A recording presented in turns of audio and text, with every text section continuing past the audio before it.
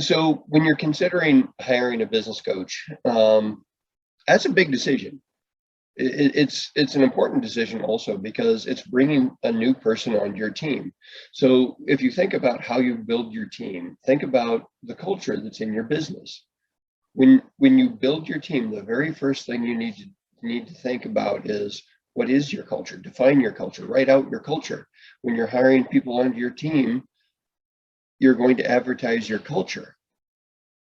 You're going to attract the people that want to be with that culture. Now, something that a lot of owners, even if they're doing that, even if they have a great culture and they're attracting people with their culture and their employees and their employees love it and everything like that, one thing they don't necessarily do is when they look at bringing on either a coach or a consultant, they start looking at something other than culture. They start looking at things like, this coach has this education, so I'm going to go with that coach because or this coach has experience in my industry, and so I'm going to say that industry experience is important. Or I need a marketing consultant, and this person has 18 years of marketing experience with so many successes. So in a lot of ways, the culture is still more important. Say you bring on a coach, you have a culture, you love your culture, your team loves the culture, you're doing great from that aspect, and you bring on a coach who has a different mindset. And the coach starts saying, well, you need to start looking at strictly your bottom line, and so you need to look at your profit margins, and looks like you might have some excess people, so you need to fire somebody. Or, hey, I can't believe you're spending that much money on health insurance. That's really affecting your profit. You need to change that. No, you need to change that. Well, wait a second.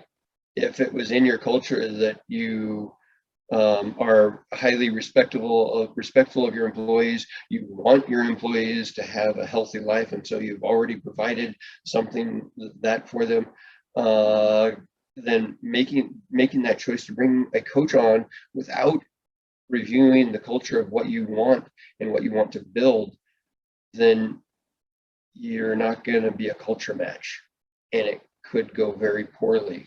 I was actually talking with somebody just a couple days ago who they brought on a business coach to their business. They built a great business. One of the things in hindsight, he said that looking back at it, he said,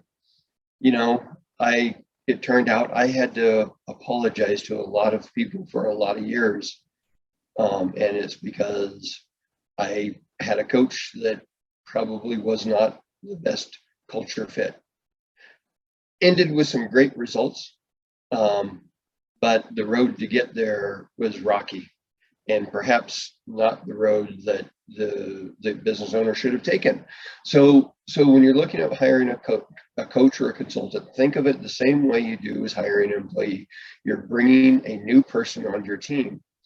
Is this person somebody who will fit with your team? Is it somebody who is a culture match? There are a lot of other things to look at also, of course, but making sure that person is going to build your team the way you want it, not the way he or she wants it, is absolutely critical.